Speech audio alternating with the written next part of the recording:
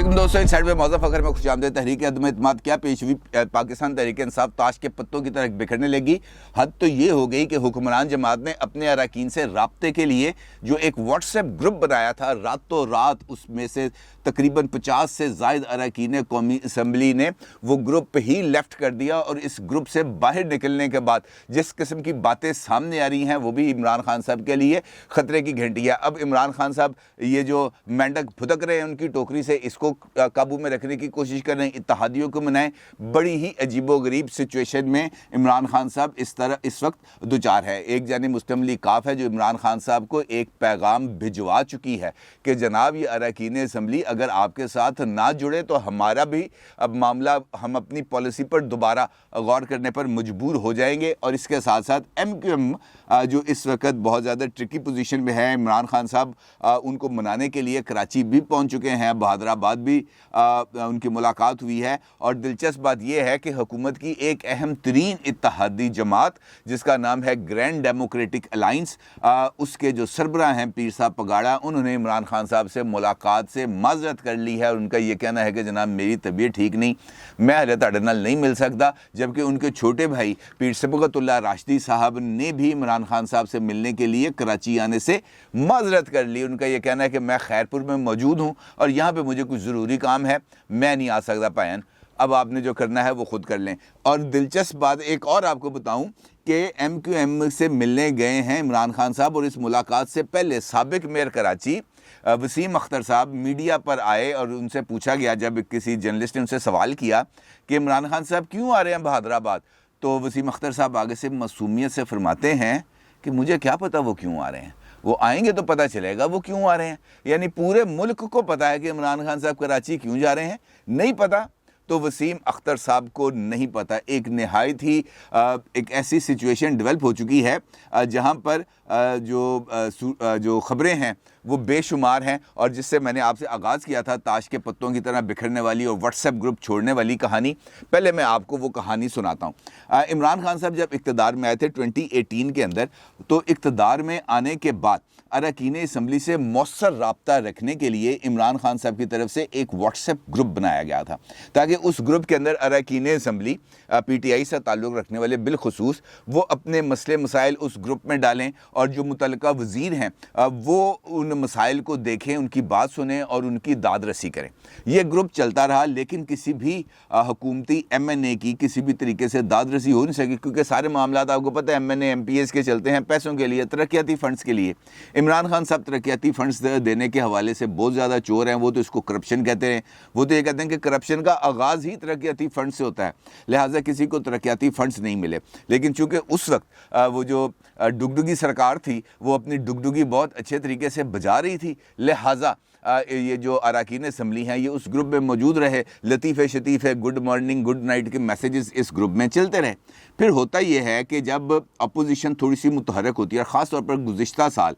जब सेनेट के इलेक्शंस होने थे और जो अब्दुल हफीज़ शेख साहब थे हुकूमत के फ़ाइनेंस मिनिस्टर, उनका मुकाबला होना था यूसुफ ज़ै गिलानी साहब से, तो उस ग्रुप की सुनी गई। और उस ग्रुप के अंदर इमरान खान साहब ने भी एंट्री दी और लोगों के टकाटक मसाइल हल करने के लिए जो डायरेक्टिव्स हैं वो जारी करते रहे। और उन इलेक्शंस के बाद ये ग्रुप एक मरतबा फिर गैर फाल हो गया। अब होता ये है कि जब ये अपोजिशन दोबारा यूनाइट होती है, दोबारा से एक मरतबा फिर सूरत हाल जो सियासी मामलात हैं वो ट्रिगर होते हैं,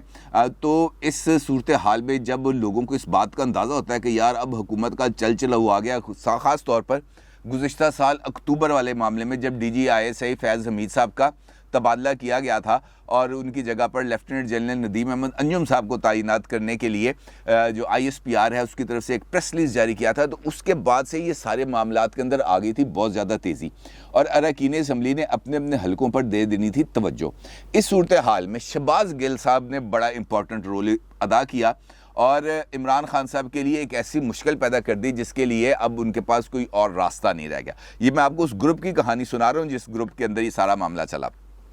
शहबाज गिल साहब बुनियादी तौर पर अमेरिका से आए थे और आते साथ ही उन्होंने इमरान खान साहब की खुशामद पसंदाना जो तबीयत है उसको उन्होंने भरपूर तरीके से अपनी सर्विसेज प्रोवाइड की और उसके साथ साथ अपोजिशन के हवाले से जो गालम गलोच ब्रिगेड है वो उसकी क़यादत भी करते रहे। अब होता ही है कि उस बंदा डेफिनेटली प्राइम मिनिस्टर का मुआविन खुसूसी हो तो उसका दिल करता है यार कि वो इलेक्शन लड़े। अब वो बुनियादी तौर पर जो कि फैसलाबाद डिवीज़न से ताल्लुक़ रखते हैं, वहाँ पर उन्होंने अपने लिए एक हल्का ताड़ा और उस हलके के अंदर उन्होंने काम शाम शुरू करा दिए। और फैसलाबाद डिवीज़न 2018 के इलेक्शंस के अंदर वो वाहिद डिवीज़न था जहां पर पाकिस्तान तहरीक-ए-इंसाफ ने ऑलमोस्ट क्लीन स्वीप ही कर लिया था, और जिसे कहा जाता है कि खंबे जीत गए, ये वो वाली सूरत हाल थी। मेरा ख्याल है कि राना सनाउल्लाह साहब के अलावा शायद कोई और उम्मीदवार वहाँ से अपनी सीट नहीं निकाल सका। उसके बाद अब जब ये इलेक्शंस के हवाले से ये शहबाज गिल साहब एक्टिव होते हैं तो फ़ारूक हबीब साहब भी उनके साथ मिल जाते हैं, और उनके साथ मिलकर एक जानिब शहबाज गिल साहब अपने हलके के लिए तरक्याती कामों की धड़ाधड़ प्राइम मिनिस्टर से मंजूरी लेते हैं, दूसरी जानिब फ़ारूक हबीब साहब भी मंजूरी लेते हैं। और जब अरकान असम्बली की तरफ से आवाज़ बुलंद होना शुरू होती है तो फ़ारूक हबीब साहब एक मुलाकात करा देते हैं इमरान खान साहब से अरकान असम्बली की। उस पर मैंने एक वीलॉग भी किया था जहाँ पर मैंने फ़ारूक हबीब साहब की ये सारी कारस्तानी आपके सामने रखी थी। अच्छा, उस इजलास के अंदर अरकान असम्बली जो हैं वो शहबाज गिल साहब की एक्टिविटीज़ के ऊपर इमरान खान साहब से शदीद तहफ़्फ़ुज़ात का इजहार करते हैं और कहते हैं यार इनू मना करो, साढ़े हल्के मुँह ना मारे। लेकिन ऐसा होता नहीं है, इमरान खान साहब उनको मना नहीं करते और वो मुसलसल वहाँ पर जारी रहते हैं। अब जब ये दोबारा सूरत हाल पैदा होती है, ये जब इमरान खान साहब को अब जो ज़रूरत पड़ी है, इस ज़रूरत के पेश नज़र इस ग्रुप की तरफ से ख़ास तौर पर फैसलाबाद डिवीज़न से ताल्लुक़ रखने वाले अरकान असम्बली ये आ जाते हैं सामने। अब वो कहते हैं जी हुण दसो, जब हम आपको मना करते थे कि जनाब इस बंदे को रोकें, ये हमारे हलकों के अंदर जाके मुदाखलत करता है, उस वक्त तो आपने रोका नहीं, इसको धड़ाधड़ पैसे भी देते रहे। हमने रिजर्वेशंस का इजहार किया कि भाई एक गैर मुंतखब शख्स को अपने साथ मॉस्को ना लेके जाएं, लेकिन आप उसको भी मॉस्को ले गए। अब भुगते हैं 8 अरकान असम्बली ने टक टक टक करके जनाब वो व्हाट्सएप ग्रुप लेफ्ट कर दिया। उसके बाद बारी आती है जनाब नूर आलम खान साहब की। नूर आलम खान साहब आपको मालूम है कि आउटस्पोकन है, लोगों के हवाले से बड़ी सख्त गुफ्तगू करते रहते हैं, और नूर आलम साहब ने नेशनल असम्बली के अंदर खड़े होकर हुकूमत पर और हुकूमती पॉलिसियों पर तनकीद की थी, जिसका speaker national assembly Asad Qaiser साहब ने बड़ा बुरा मनाया, और उसके बाद उन्होंने इमरान खान साहब से उसकी शिकायत की। इमरान खान साहब ने उसके नतीजे में नूर आलम खान साहब को फौरी तौर पर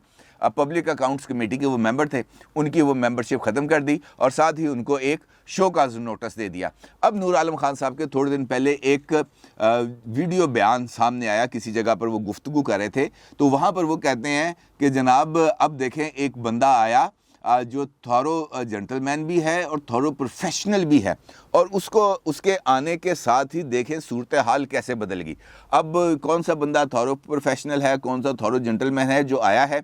इसका सिलसिला भी जाके 6 अक्टूबर वाली प्रेस रिलीज़ से ही जुड़ता है। चुनाचे नूर आलम साहब भी उस जो ग्रुप है उससे वो निकल गए। इसके साथ साथ कुछ आपको पता है जहांगीर तरीन साहब कुछ इलेक्टेबल्स को पार्टी के अंदर धड़ाधड़ इलेक्शन से पहले लेके आए थे, और इमरान खान साहब बनी गाला में उनके गले के अंदर मफरल डाला करते थे।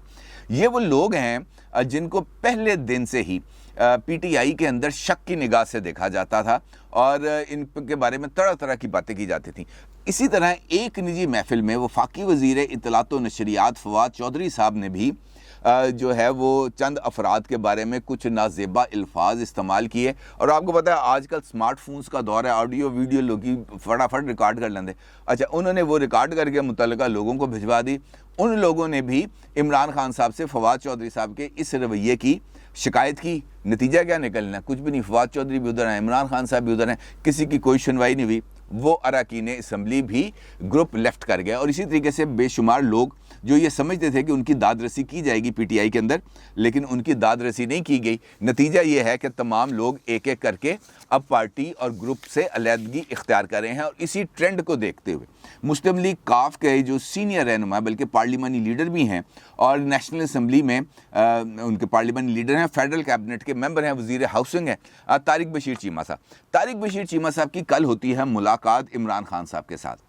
और इस मुलाकात के अंदर काफ लीग के हुकूमत के साथ इत्तेहाद के हवाले से भी गुफ्तगू होती है, और काफ लीग की अपोजिशन के साथ जो राब्ते हैं उससे भी मुलाकात होती है, उस पर भी बातचीत होती है। इस मुलाकात के अंदर तारिक बशीर चीमा वाज़ेह तौर पर इमरान खान साहब को इस बात का इशारा देते हैं कि यार ये जो बंदे आपके टूट रहे हैं, अगर ये टूटना बंद ना हुए और आपके अगर 15 से 20 बंदे टूट गए तो फिर मुस्लिम लीग काफ भी अपना आइंदा का लाहे अमल अलग से तलाश करने, उसको बनाने और अपनी नई पॉलिसी वज़ा करने पर मजबूर होगी। क्योंकि अगर ऐसा होता है कि अरकान असम्बली आप ही के टूट के उधर चल जाते हैं तो हमें क्या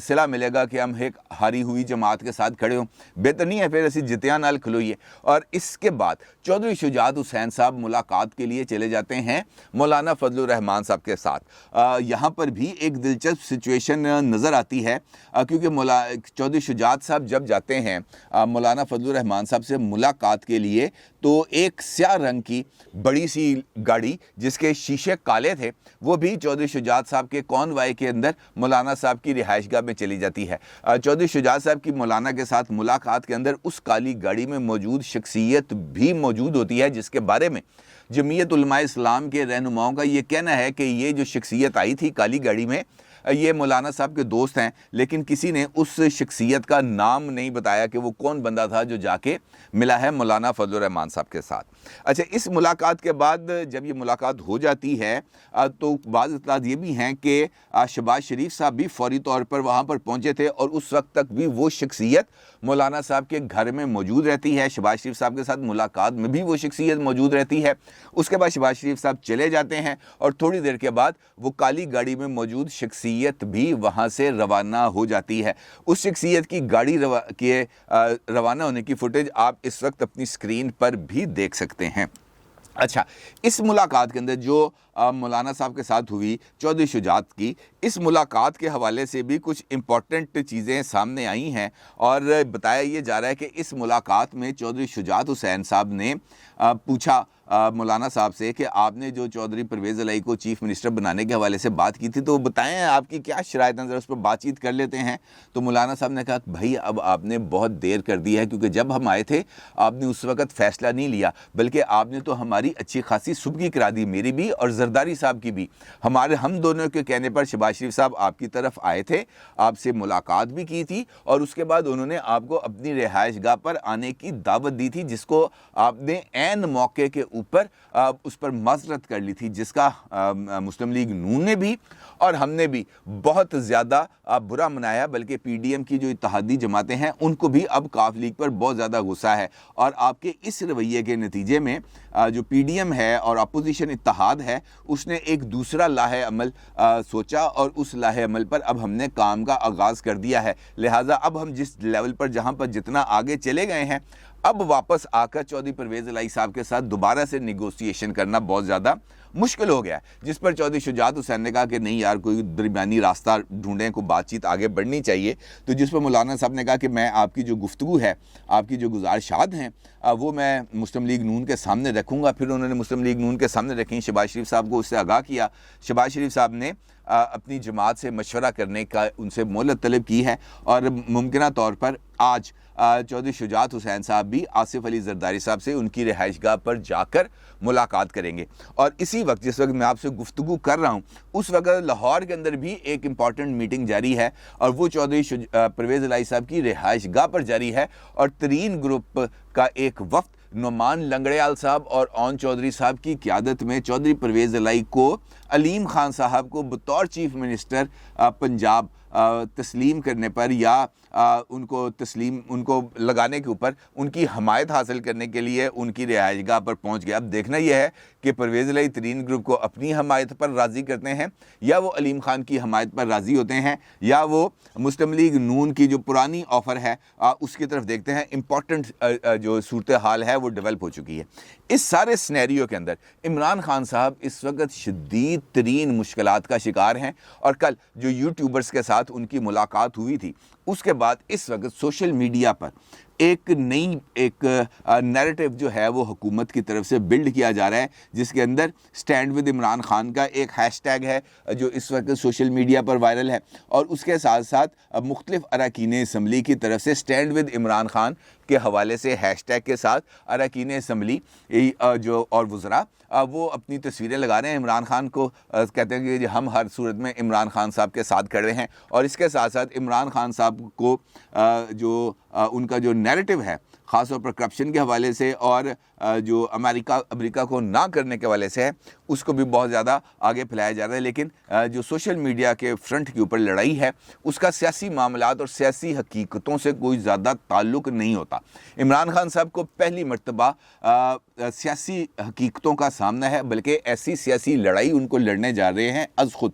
जिसका उनको कोई तजर्बा नहीं, क्योंकि इससे पहले जो सारा जोड़ तोड़ होता था वो जहांगीर खान तरीन साहब और दीगर परवेज़ खटक साहब वगैरह वो मिल के करते थे। लेकिन इस वक्त इमरान खान साहब को वो मतलूबा सहूलत मुयसर नहीं है, और वो सहूलत भी मुयसर नहीं है जो इससे पहले उनको मुयसर होती थी। अब बल्कि आपको याद होगा कि जिस वक्त 2018 के अंदर इमरान खान साहब इलेक्शन जीते थे तो MQM से उस वक्त भी इमरान खान साहब ने उनके मरकज़ जाकर मुलाकात नहीं की थी, बल्कि ख़ुद ब खुद ही उनको सपोर्ट एक्सटेंड हो गई थी। जबकि MQM उस वक्त इमरान खान साहब से बहुत ज़्यादा नाराज़ थी, क्योंकि वो ये समझती थी कि MQM की सीटें छीन कर PTI को दे दी गई हैं, लेकिन इसके बावजूद वो मजबूर हुए जो है PTI की और इमरान खान की सपोर्ट करने पर। और अब देखें हालात की सितम ज़रीफ़ी कि इमरान खान साहब ख़ुद उनको चलकर बहादराबाद जाना पड़ा और जो अपने लिए जो ताउन है उसकी दरख्वास्त करना पड़ी। देखें हालात इंसान को कौन कौन सा रंग दिखाते हैं। अपनी राय का ज़रूर इज़हार कीजिएगा। आपको बहुत शुक्रिया। अल्लाह हाफ़िज़।